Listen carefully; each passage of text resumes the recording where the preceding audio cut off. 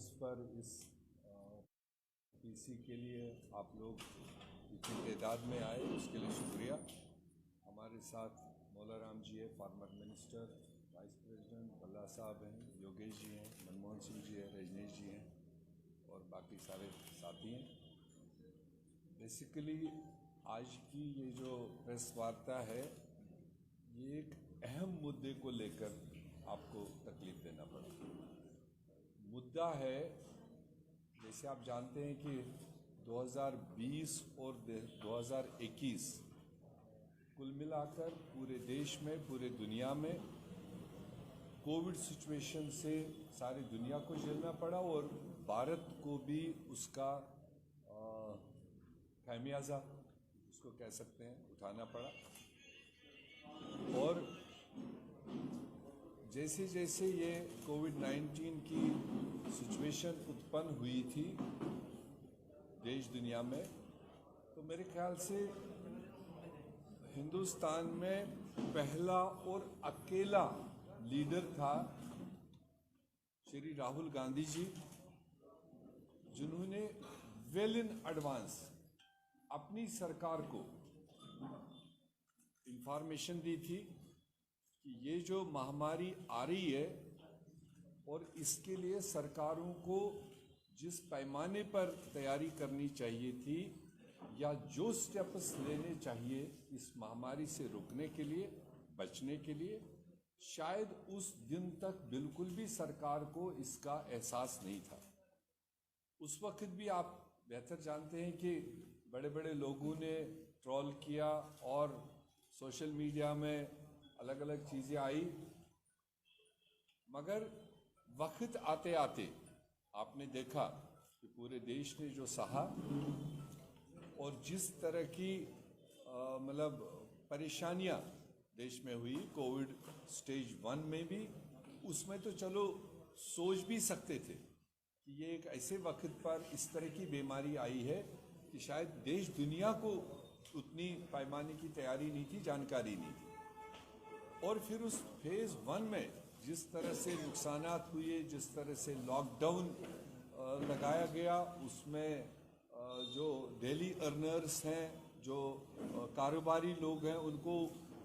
किस किस पैमाने का नुकसान उठाना पड़ा, वो सारा आपके सामने है। मगर जब फेज़ 1 गुजर गया तो फेज़ 2 ने फिर जब सिर निकाला, उस वक्त कम से कम पूरा देश 135 करोड़ लोग ये चाहते थे कि अब चूंकि सरकारों ने, सरकारी तंत्रों ने, सरकारी महकमों ने फेज़ 1 में जो परेशानियां देखी, जो उनकी तैयारियां नहीं थी, अब फेज़ 2 के लिए सारा देश, सारा तंत्र तैयार होगा। मगर देखने को ये मिला कि फेज़ 1 गुजरने के बाद भी जो फेज़ 2 फेस करना पड़ा, उसमें जितनी मतलब जानें चली गई और जिस तरह की मतलब क्या कह सकते हो, अस्पतालों में जगह नहीं मिली, ऑक्सीजन नहीं मिला, मतलब जिस तरह का उथल पुथल पूरे देश में हुआ, वो भी सारा आपके सामने है, वो सब हमारे सबके आंखों के सामने गुजरा है। तो हमने पीछे भी कहा, पिछली प्रेस कॉन्फ्रेंस में भी कई साथियों से बात की, चाहे वो डिमोनेटाइजेशन का फैसला सरकार ने लिया, उसमें जिन सैकड़ों लोगों की शहादत हुई, जिनकी मौतें हुई, हार्ट अटैक्स हुए या उनके खर्चे अखराजात नहीं निकले, उनके परिवारों में लोग मारे गए, ये सरकारी फैसले का देश में अंजाम। और उसके बाद किसानों का भी आपने देखा, किसान बिल लाती भी है सरकार और 15 महीने तक लोग उसमें मारे भी जाते हैं, कुचले भी जाते हैं और उसके 600-700 लोग उसमें, जो आंकड़े आपके सामने हैं, जिनकी मौतें हुई, जिनकी शहादतें हुई इस मिशन को लड़ते लड़ते। और उसी तरह से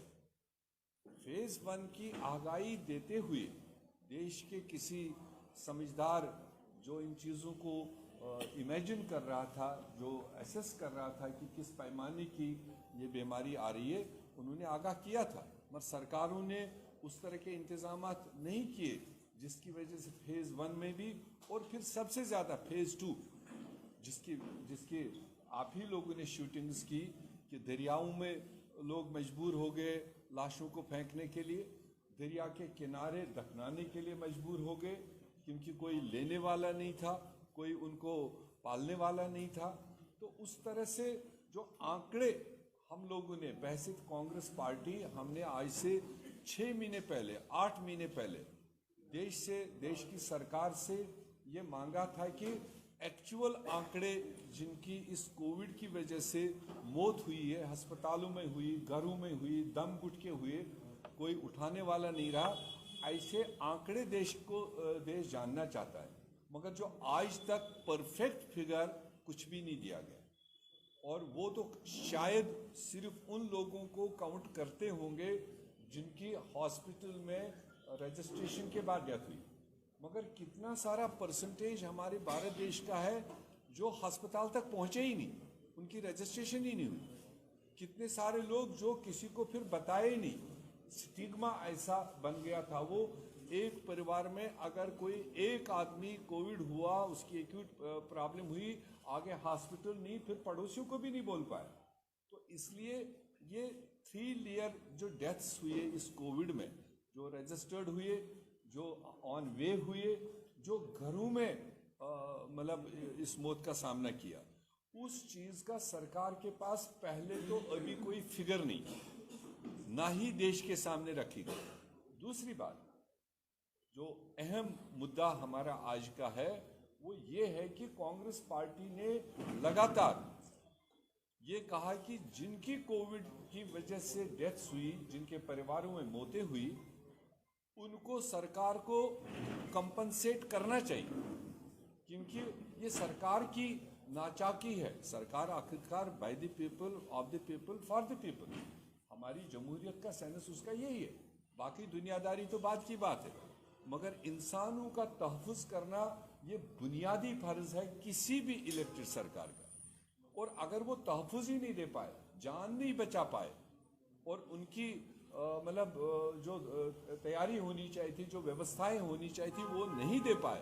तो ऐसे में फिर साफ बनता है कि सरकार को ये ओन करना पड़ेगा, फिगर देश के सामने लाना पड़ेगा। उस फिगर के मुताबिक कांग्रेस पार्टी, राहुल गांधी जी ने फिर देश के सामने एक डिमांड रखी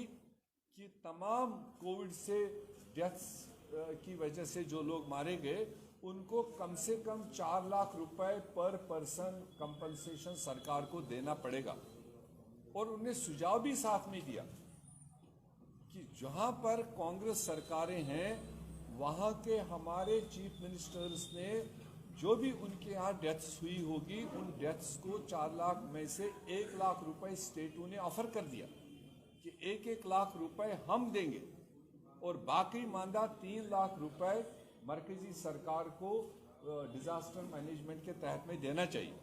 ताकि उनके पीछे कोई पालने वाला नहीं रहा। बहुत सारे ऐसे डेथ्स हुई जिनके बाल बच्चे यतीम हो गए और उनके पास कुछ भी नहीं है। तो ऐसे में जो कांग्रेस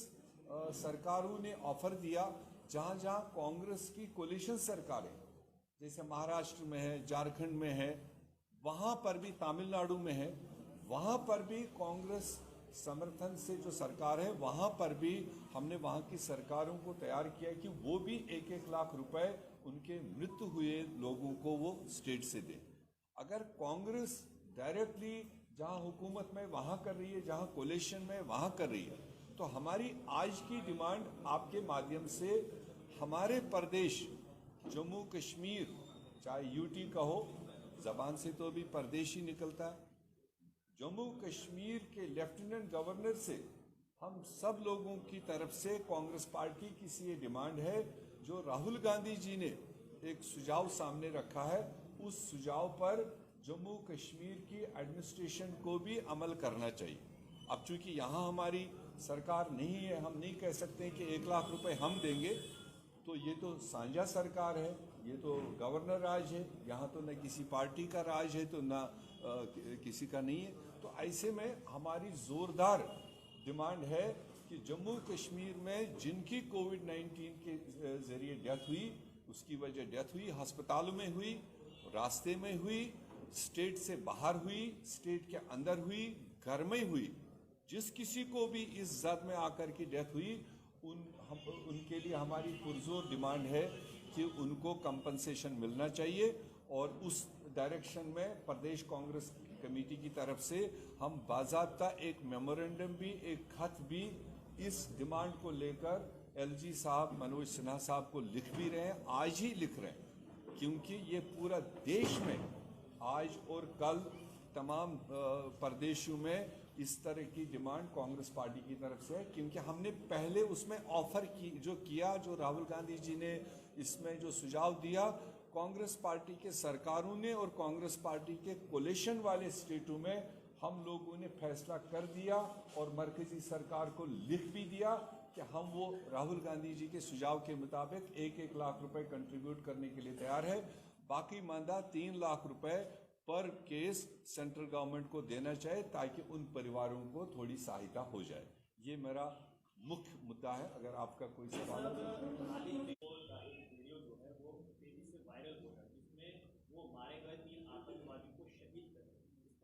देव साहब, पहले अगर इस सब्जेक्ट को लेकर कोई आपकी भी कोई मंशा है, पहले वो, फिर बाद में तो जम्मू कश्मीर में बहुत सारे इश्यूज हैं, उस पर भी बात करें। कोविड की थर्ड वेव को लेकर आज प्राइम मिनिस्टर ने रिव्यू मीटिंग की है। आप लोग जैसे कहते हैं कि कोविड को लेकर गवर्नमेंट को थोड़ा और सक्रिय होना चाहिए, किस तरह देखते हैं जिस तरह केसेस में राइज आ रहा है, उनकी रिव्यू क्या है? नहीं, राइज ये तो फिर खतरात पूरे दुनिया में आ रहे हैं कि थर्ड वेव का भी मतलब कहीं कहीं देखा गया, और वो कहते हैं बड़े पैमाने पर होगा। अगर थर्ड वेव आया तो फर्स्ट और सेकंड से ज़्यादा स्पीड में आएगा। तो ऐसे में देश को, फिर हम कह रहे हैं, अगर फर्स्ट में नेग्लिजेंस हुई, सेकंड में नेग्लिजेंस, थर्ड की तो तैयारी करनी ही चाहिए। बजाय इसके कि प्राइम मिनिस्टर के घर बनने में 20-20 हज़ार रुपये लगाए, 20-20 हज़ार करोड़ लगाए जाएं, जहाज़ खरीदने में 10,000 करोड़ लगाए जाएं, और जो पेट्रोल, डीजल और दूसरी चीज़ों में कमाई है 20-20 लाख करोड़ रुपए, वो अपने यार दोस्तों को देने के बजाय वो पैसा जो देश के गरीबों के जेबों से लूटा जा रहा है, जो आज भी पेट्रोल, डीजल और गैस में इंटरनेशनल मार्केट के मुताबिक कम से कम 30-30, 35-35 रुपए सेंट्रल सरकार हमसे लूट रही है, वो जो पैसा है वो वेलफेयर काम में आना चाहिए, वो अडानी और अंबानी के जेब में नहीं जाना चाहिए। यही तो देश एक्सपेक्ट कर रहा है, इसीलिए तो देश सह भी रहा है इतनी महंगाई, और शायद सोचते हैं कि हमारे जेब से निकाला जा रहा है, कहीं ना कहीं हमारे इमरजेंसीज में काम आएगा, हमारे हॉस्पिटल तैयार हो जाएंगे, हमारी दवाइयाँ तैयार हो जाएंगे। हम उन चीज़ों की तैयारी करें जो खतरात हमारे सामने आ रहे हैं। मगर खाली रिव्यू मीटिंग लेने से तो देश के लोगों की जान नहीं बचनी है। उस डायरेक्शन में उनको कुछ अमली इकदाम उठाने पड़ेंगे, ये हमारी डिमांड है। इन कानूनों को वापस लेने के बाद किसान कह रहे हैं कि एमएसपी पर कानून बनाया जाए, जबकि भाजपा के कुछ नेता कह रहे हैं कि अब किसान भी कुछ नेता जो है वो सियासत कर रहे हैं, कानून वापस को ले लीजिए। देखो, अब आप उस इश्यू पर आगे, मेरा उसमें इतना ही कहना है, जो भी कोई सरकार कोई भी कदम उठाए, कोई भी कानून बनाए, जिनके लिए वो सोचता है कि मैं उनकी भलाई के लिए ये कानून बना रहा हूँ, किसी तबके के लिए, और उस तबके को ऑन बोर्ड लिए बगैर जब आप बनाओगे, उनकी उसमें सहमति नहीं है, उनको उसमें महसूस ही नहीं हो रहा है कि ये हमारे फायदे के लिए है, तो रिवोल्ट तो होंगे, एहतजाज होंगे। और किसानों को मैं फिर एक बार मुबारकबाद दे रहा हूँ, उनकी यूनिटी ने, उनकी इस तपस्या ने, चाहे धूप में हो, चाहे सर्दी में हो, चाहे किन किन हालात में गाड़ियों से कुचले भी जाते हैं,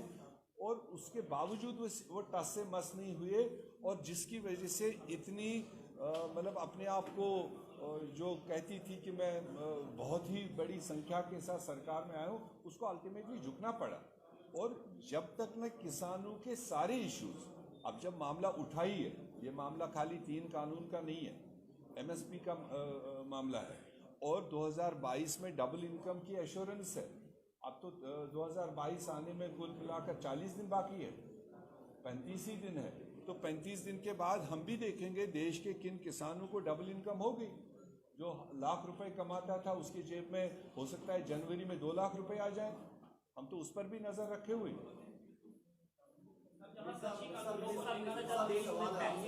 शुरुआत हुई थी तो जनता अवेयर नहीं थी इस बीमारी से। जम्मू कश्मीर की अगर बात हो, गवर्नमेंट मेडिकल कॉलेज की अगर बात हो, तो लिक्विड ऑक्सीजन प्लांट जो वहाँ पर नहीं था, बहुत सारे लोगों की मौत हुई। सेकंड वेव में वही देखा गया। क्या लगता है कि थर्ड वेव में जम्मू कश्मीर प्रशासन को ऐसे कदम उठाने चाहिए जो करके सेकंड वेव में हुई थी वो करके हम तो आगाह कर रहे हैं। मैं तो शुरुआत ही किया कि हमारे नेता राहुल गांधी जी ने मेरे ख्याल से फरवरी 20 में ही, अभी तो कुछ केसेस ही आए थे, उन्होंने तब आगाह किया था कि ये किस लेवल की बीमारी है और किस तरह से सरकारों को तैयारी करनी चाहिए। तब तो उसको कोविड को भी किसी कौम के खातिर डाल दिया, किसी मतलब शक्ल सूरत के लोगों में डाल दिया। टेक्निकली और एजुकेशनली सरकार उस चीज़ को असेस ही नहीं कर पाए।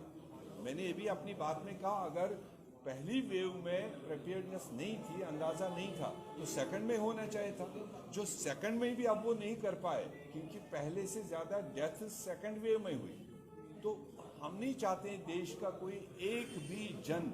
इस तरह की महामारी से मारा जाए। ये जिम्मेदारी सरकार की है। उनको पूरी तरीके से, जो आप तजुर्बा भी उनको हुआ, अब तो कल नहीं कह सकते थे हमें नहीं पता, फर्स्ट भी देखा, सेकंड भी देखा। अगर कोई इस तरह की थर्ड वेव आती है, हम तो उम्मीद करते हैं कि उसमें किसी एक आदमी की भी जान न जाए।